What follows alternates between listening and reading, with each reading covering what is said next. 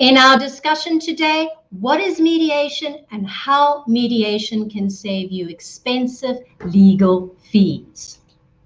Welcome back, everyone, and welcome to another live session of Franchising with Fossas. Joining us today is Christodoulou Mavrikas Attorneys, Alex Protulis. Christodoulou Mavrikas Attorneys specializes in franchise law, advice drafting franchise agreements, trademark and intellectual property registration, advising on the Consumer Protection Act and how it affects franchise agreements. Christodoulou Mavrikas also advises on clients in franchise disputes. So today our topic is about mediation. If you're out there, we just want to say a warm welcome to you. Thank you for watching. Please hit the like and share button. Share this with anyone you feel may be interested in franchise opportunities, learning about business and franchising in general. So please hit the like and share button. We'll be back shortly after this. What questions do you have about mediation?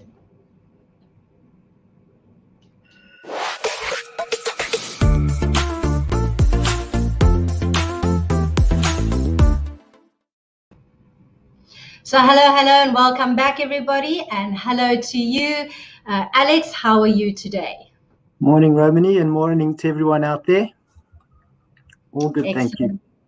Excellent. So today our topic's about mediation. What is mediation? What are the advantages? And how can it save you money? So my first question to you today, Alex, is what is mediation?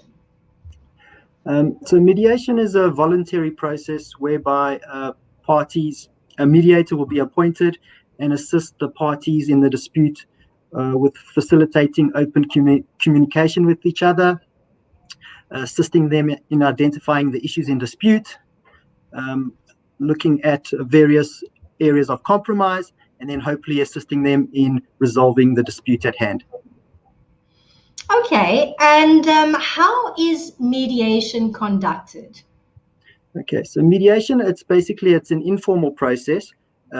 It's also voluntary, so the parties need to agree to the mediation.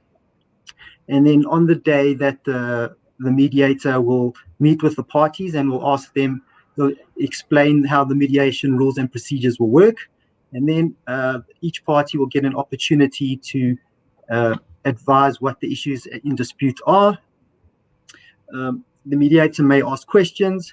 He'll also ask them to suggest non-binding solutions that are practical and cost-effective. And then hopefully that the parties will then come to some either conclusion and resolve the matter, or alternatively a deadlock will be declared, and then the parties will need to go their own way and try to resolve the matter either by way of litigation or arbitration. Now, are there different types of mediations that are there different types? Yes, indeed. In South Africa, we've got two types of mediation. We've got private mediation and court-annexed mediation. So what private mediation involves, it's either by way in terms of an agreement between the parties, or what's invoked in terms of a contractual obligation. So either the parties can agree to it, or in terms of the agreement that now there's a fallout between the two parties, there'll be an alternative dispute resolution clause in that agreement, and then they'll follow that process, and we'll first start with most probably negotiation between the parties, then mediation, and if those fail, then obviously to going towards arbitration. But hopefully, by the time they've come to mediation, they've been able to resolve the dispute. I should hope so too, because legal fees can be quite expensive. Absolutely. When you're looking at litigation and the costs involved of, depending if it's a magistrate's court matter or a high court matter, there may be advocates involved. There's the risk of appeals. So this could cost into hundreds of thousands of rands for something that can easily be resolved between the parties just by opening up discussions with them. Just with regards to that court-annexed mediation, this is basically when the parties agree to submit themselves to mediation before actually exploring the litigation route. So it is actually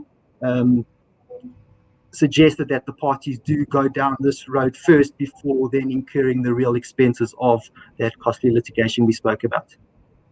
So if someone has gone, say, for legal counsel or something, can they ask for mediation afterwards still? If they've gone, when you say gone through legal counsel, they've actually gone the litigious route? Yes. Yes, providing that a judgment hasn't been declared, it is something that they can go in. The courts would even promote it to see if it is possible. Okay. And what are the advantages and disadvantages of mediation? So the advantages are obviously that it can be a lot cost-effective route. It's confidential, so as opposed to a court where the public is invited to go and see any of the matters being heard, this is then held behind closed doors with the mediator, and you can have your legal representative present if you like. It's also voluntary, so you may pull out at any stage if you're not happy with the way the mediation is being held. And then it can have a faster outcome. As I spoke about earlier, there are risks with litigation that, if you could be 2-3 years because of all the different appeals and interlocutory applications that are held during the normal course of litigation. So it's definitely something that could be explored for someone that has a dispute with another party. I suppose it would mean that, a legal, as you're saying, so I'm hearing right, that legal can kind of take years sometimes to resolve, whereas mediation is probably a much quicker, shorter process. Absolutely. By the time you serve your summons on a party and see the inside of a courtroom could be 2 years down the line, as opposed to mediation where, within a couple of weeks or so, that if the parties submit to that mediation, it could be resolved and everyone will be on their merry way and you would have kept that relationship. I think one of the key factors is keeping that relationship between the parties because of that open discussion that is had. There's no animosity or acrimonious disputes or anything like that. It should be held. The mediator will obviously mediate between the parties, hear what they have to say, and it's definitely, and you don't have that intimidating factor of a courtroom, which people don't like. So now it's been held where everyone feels in a comfortable environment. So it's definitely something for parties to explore. So once one has had a bit of mediation, how are the settlement agreements enforced then? Okay, so in order for a settlement agreement to be enforced, it would need to be made in order of court. So that does mean that then the parties or the party that wants the award made in order of court will need to apply to court to launch an application. But it's the costs there that will be involved are nominal compared to what would be, for the full case if it had to go to court. So even the mediator's fees, etc. Yes, there are fees for the mediator, but taking that into account in the drafting of the settlement agreement and being made in order of court are far less as opposed to actually going to trial. Sure. So much to consider when it comes to agreements, legal agreements, franchise agreements. These are very, very important, and always to go and check if there's mediation options. So when should someone ask for mediation? So I think when there's a dispute at hand and they aren't able to try and resolve that matter, it would be a good way to especially if there's no agreement between the parties that's governing their relationship, then to suggest it to the other side. But obviously, if there is a alternative dispute resolution clause that is in the agreement, then the parties should follow that process in order to try and come to an eventful outcome. Can I ask you what types of examples, without obviously mentioning names, what kind of disputes or mediation has people come to you with? Like what type of problems?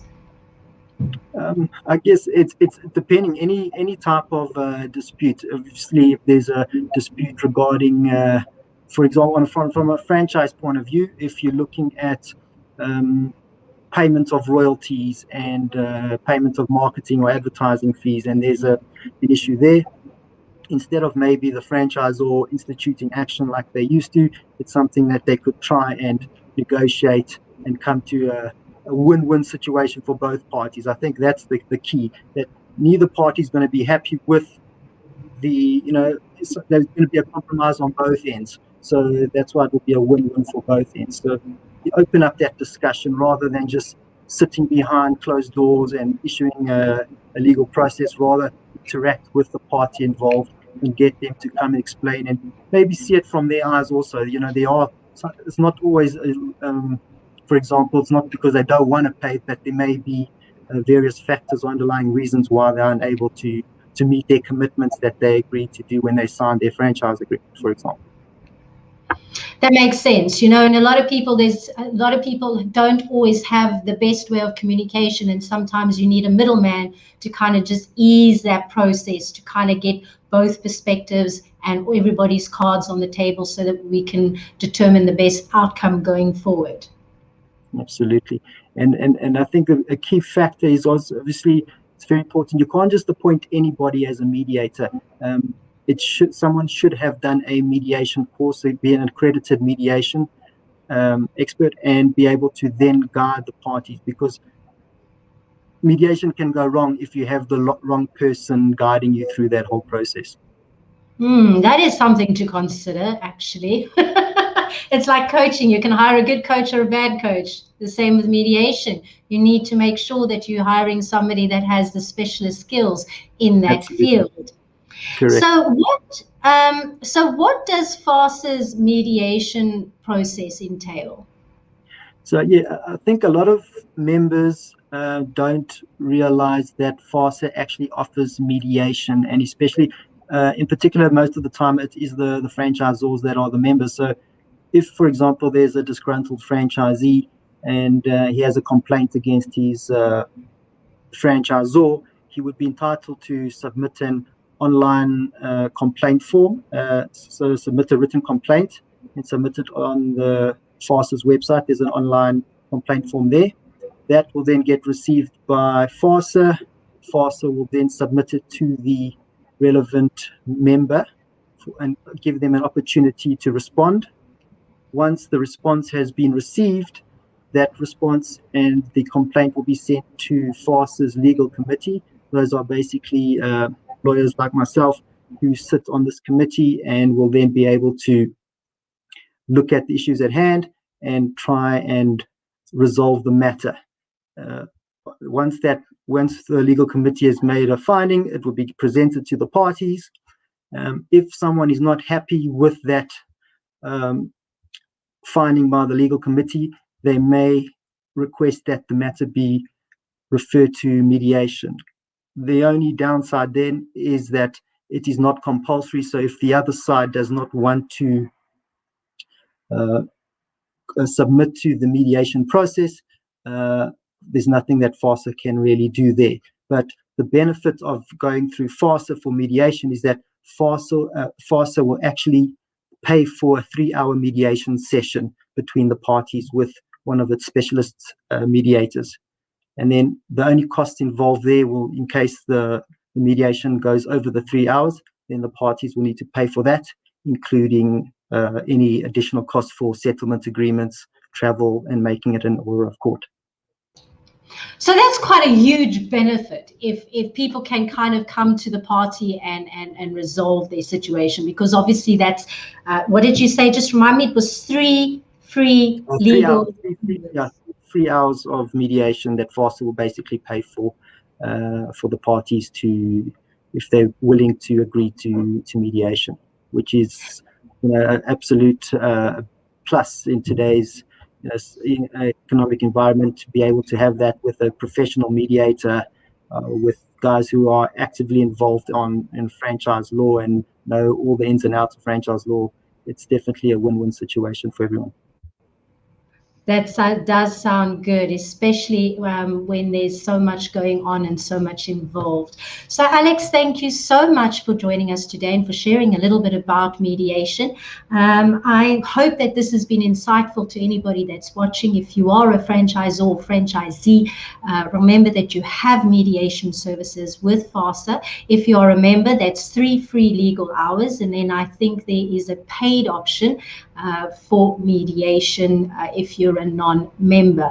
But do try and look at mediation as the first option before resorting to legal fees and legal counsels and lawyers and courts, because that can definitely chew up your time. Any last tips that you have for our audience before we close today, Alex? I think just the key factor is just keep the communication open with the other side, and you'll always be able to find a way to try resolve the disputes if you're able to do that. Obviously, it's not, each case by case basis, but if you can try and do that, you're halfway there to trying to finalizing it and resolving the matter at hand. Thank you so much, Alex. And just to remind everybody that Alex specializes in commercial law, franchise law, commercial litigation, and cyber law, and acts for an array of franchisors across various industry. Alex also serves on the Fossas legal and membership committees. So Alex is from Christodoulou and Mavricus Attorneys. And once again, just to remind everybody that is here to protect, lobby, and promote, develop ethical franchising across all sectors in South Africa, with a specific focus on transformation. If you're looking to find out more about membership, if you're looking to know more about our events that are run online to teach you about franchising, and also if you'd like to have mediation or know more about membership, you can visit Fossa at www.fossa.co.za. So thank you, everyone. Thank you for watching, and have a